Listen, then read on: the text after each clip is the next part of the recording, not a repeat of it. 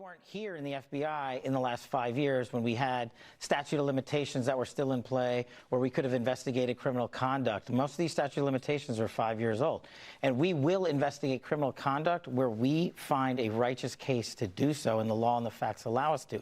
But a lot of it we're precluded from. So we'll take the criticism, and it's rightfully so, that could we have done more in the past? Sure, people before us could have, but what we can do now is continue to put out the documents and the information that these people withheld from the American public. And I'm just telling you right now, as much as we know about Crossfire Hurricane, he and I just found out more last week.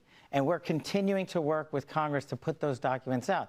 That's how vindictive and vicious the former leadership structure here was. Not only did they bastardize the FISA process and lie to the American public, they withheld and hid documentation and put it in rooms where people weren't supposed to look. And it's a good thing we're here now to clean it up, and you're about to see a wave of transparency. What do you mean? Just give us about a week or two. A wave of transparency coming. That is Kash Patel and Dan Bongino doing an interview with Maria Bartiromo. Hopefully I'm pronouncing that correctly.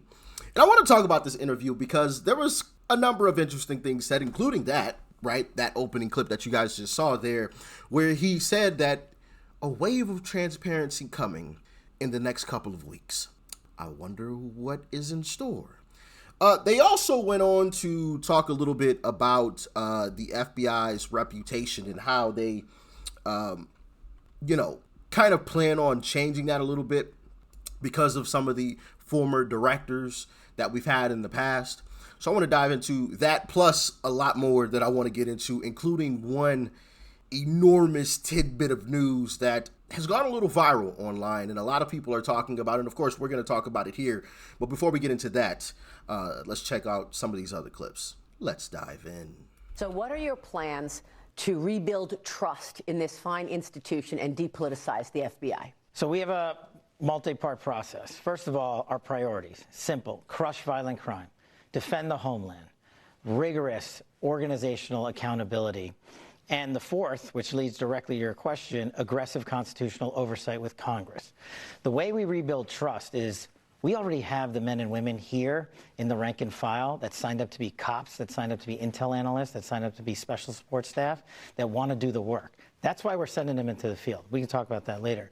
What we need America to know is that this place was politicized, and Congress has rightfully requested the documents from Crossfire Hurricane to January 6th to the Richmond Catholic Memo and so much more. But now finally Americans are reading for themselves the documentation where a very select few leaders in the former FBI decided to politicize it. We don't need me and the deputy telling you it's politicized. We want the American people to read it, and now they are. So what? Yeah, good news, right? Great news, okay? They also went on to talk about a major piece of news, which was Uncle Trump's attempt, well, the attempts, right? Because there have been a few, I almost forgot, because of the one big attempt, obviously, where Uncle Trump was hit in the ear, and man, oh man. Could you imagine? And I know this is terrible, and in a way it's terrible. I don't wish that this happened, obviously, but just for a second, what would be going on right now if they had succeeded? And when I mean they, because I think there were some people that wanted that to happen, right? What if they had succeeded? What if Uncle Trump was hit that day? What do you think would be going on right now? Other than, obviously, Kamala being president, do you think things would be a lot different? Well, I know they would be completely different based on, I mean, if you want to compare the two, but I think you'd see a whole lot of, what's a PG way I could say this? A whole lot of effery going on right now, okay? You know what I mean, all right? But they also went on, like I said, they also went on to talk about that a little bit and a little bit of what they've discovered thus far. Check it out. How come we don't have more information on the assassination attempts on President Trump?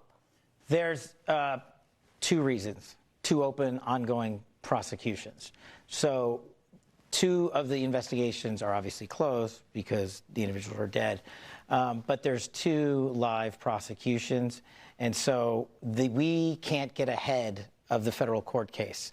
A lot of that information will come out in the federal court cases, but we have personally invested our time in making sure that we have looked at any possible international connections to terrorism and adversaries alike. And we've both been down to Quantico. We've both done the laboratory testing. We've both seen the explosives analysis. We've both seen the firearm and physically held it.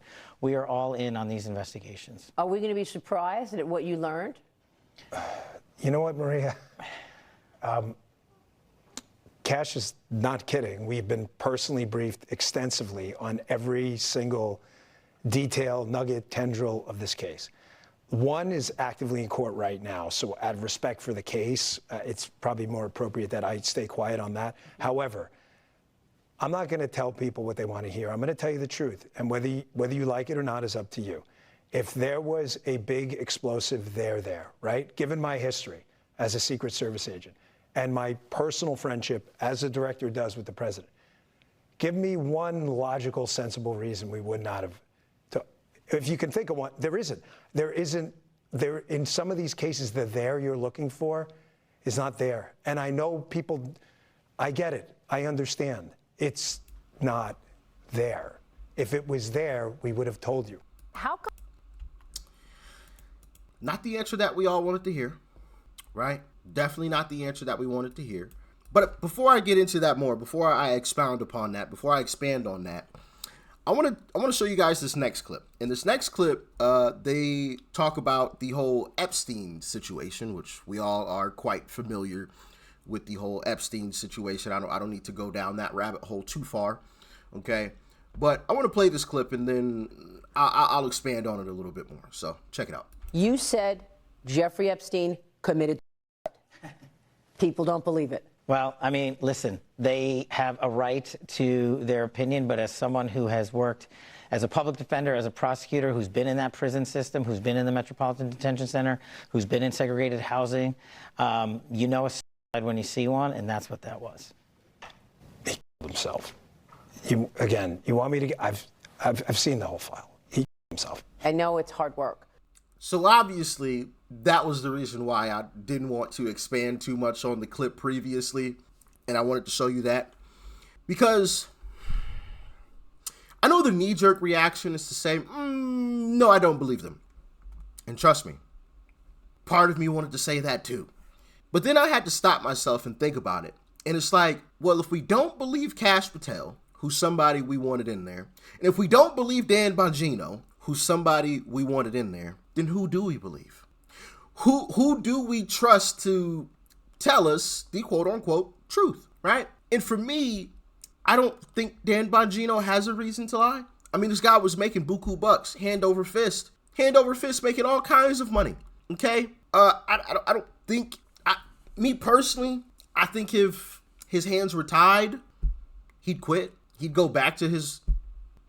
go back to making buku bucks hand over fist, because I mean I think the salary is like $250,000 maybe. Don't quote me, I'm probably wrong on that, but I believe it's like $250,000, which is far below what he was making previously. So me personally, I think if his hands were truly tied, he would quit. Now I want to add something to that. I don't think that they're lying, but I also don't think they've been told the truth.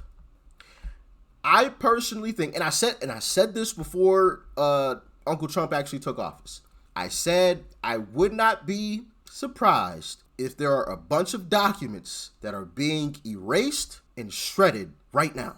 I've said that in a video. Some of you might remember said video. I said that. And not only that, we can take that even a step further. Some documents, in my humble opinion, I don't have any evidence of this whatsoever, so I just want to put that on Front Street so nobody says, well, you're spreading misinformation. This is just my humble opinion. I don't have anything to back this up. This is just what I personally believe. I think things were deleted, things were shredded, and the stuff that wasn't was edited, flat out. Or it was lied about from the very beginning. Because think about it, right? Think about it. If they truly did some of these horrible things, why would they type it all out? Hey, yeah, we did X, Y, and Z. We did this. We did that. This is what we... Why would they type it all out? Why not just lie about it? Well, here's the official story. We did this investigated. We investigated this, and this is how it all turned out. Why wouldn't they just lie about it when they're first typing it up? That's just my thinking. But maybe I'm crazy for that. Y'all let me know if you agree, disagree, why or why not in the comments.